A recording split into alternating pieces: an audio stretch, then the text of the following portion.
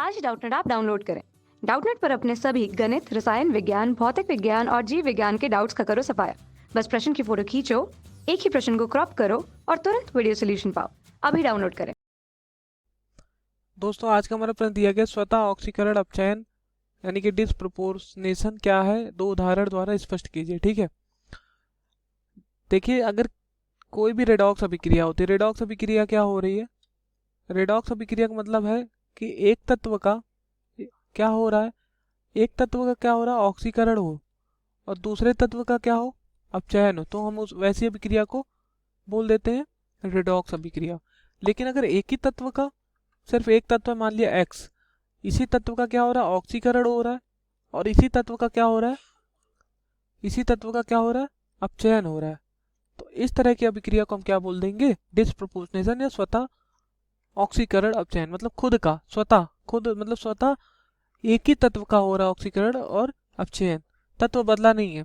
लेकिन रेडॉक्स में क्या है, एक एक्स है, इसका ऑक्सीकरण हो रहा है, यहाँ मिल रहा है मान लो एक्स वाई, इसका ऑक्सीकरण हो रहा है, और यहाँ पर एक वाई है, इसका अपचयन हो रहा है। ठीक, यहाँ अपचयन इसका हो रहा है, तो इस तरह की अभिक्रिया को क्या बोल दोगे, रेडॉक्स अभिक्रिया। लेकिन इस तरह की अभिक्रिया, एक ही तत्व का ऑक्सीकरण या अपचयन हो रहा हो, तो इस तरह की अभिक्रिया को क्या बोलते हो, डिस्प्रोपोर्शनेशन। क्या बोलोगे, डिस्प्रोपोर्शनेशन, या आप बोल सकते हो स्वतः ऑक्सीकरण अपचयन। ठीक है, इसके हम उदाहरण देख लेते हैं। जैसे यहाँ पर हमारा फास्फोरस है, व्हाइट फास्फोरस P4 है, और यहाँ पर हमारा NaOH आ गया, सोडियम हाइड्रो ऑक्साइड। ठीक, मिल क्या रहा है, NaH2PO2, साथ में फॉस्फीन मिल रहा है। ठीक है, चलिए देखते हैं। फॉस्फोरस यहाँ अकेला है तो इसकी ऑक्सीकरण संख्या 0 हो जाएगी। NaOH में इसका तो 1 ही रहेगा।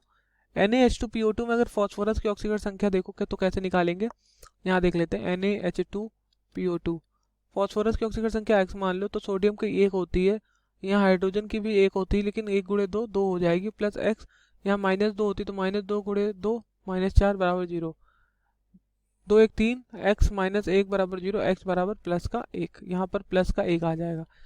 PS3 में अगर हम फॉस्फीन के निकाले तो इसका x होता है फॉस्फोरस का, तो x प्लस हाइड्रोजन का कितना होता है, प्लस का 1 होता है, गुणे 3 बराबर 0, तो x प्लस 3 बराबर 0, x बराबर -3। यहाँ पर क्या हो जाएगा, फॉस्फोरस का -3 हो जाएगा।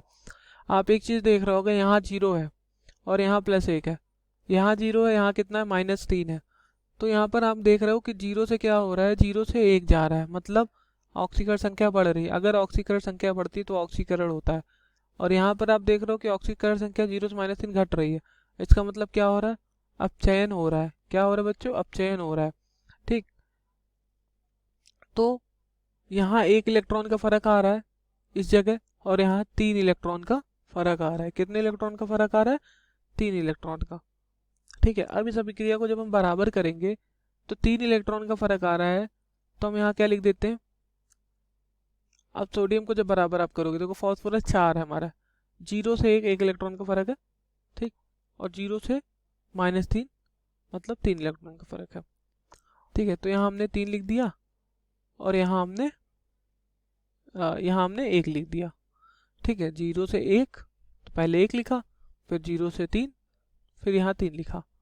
ठीक, 0 से 3 लिखा, अब चयन वाले को पहले लिख दिया, और यहाँ पर ऑक्सीकरण वाले को बाद में लिखते हैं।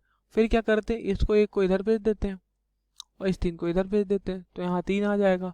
अब सोडियम को जब बराबर करोगे तो यहाँ 3 है, तो यहाँ भी 3 लिखना पड़ेगा। देखो सोडियम बराबर हो गया।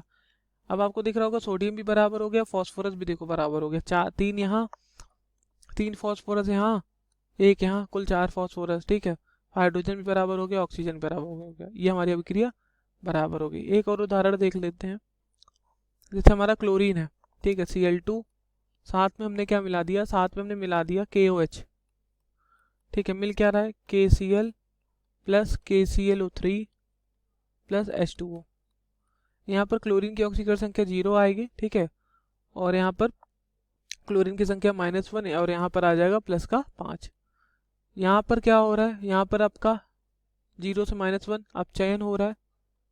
ठीक है, और यहाँ पर 0 से कितना जा रहा है, 0 से +5 जा रहा है, मतलब क्या हो रहा है, ऑक्सीकरण हो रहा है। क्या हो रहा है, ऑक्सीकरण हो रहा है। ठीक है, तो हमने क्या कहा, अपचयन वहाँ हो रहा है। ठीक, कुल कितने का बदलाव है? कुल 6 का बदलाव है। अब आप जब बराबर करोगे तो यहाँ आपको दिख रहा है 1 पोटेशियम है, लेकिन यहाँ कितने पोटेशियम है? यहाँ आपके 2 पोटेशियम है। ठीक है, तो यहाँ आप क्या करोगे, एक बार 2 लिखोगे।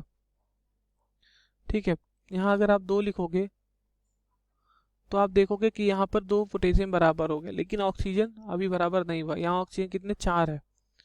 ठीक है, तो अब यहाँ करोगे, अब यहाँ आप 4 लिख दोगे।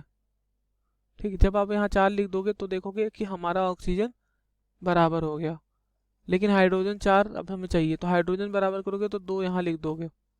ठीक, आप जब यहाँ 2 लिखोगे तो यहाँ क्या हो जाएगा? 2 ये 3 2 5, कुल 5 ऑक्सीजन है, तो 5 की जगह पर यहाँ आप 6 कर दोगे।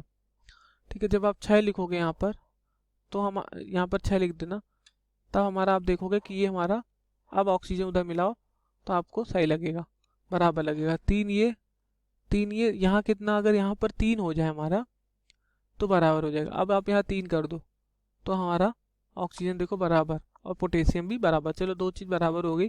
अब क्लोरीन की बात करते हैं। क्लोरीन 2 इधर है 2 उधर है। ठीक है, पोटेशियम 6 है, तो यहाँ पर आपको क्या लिखना पड़ेगा? 5। हमने कहा था जहाँ कम तत्व हो वहाँ ज़्यादा कोशिश करते हैं लिखने की।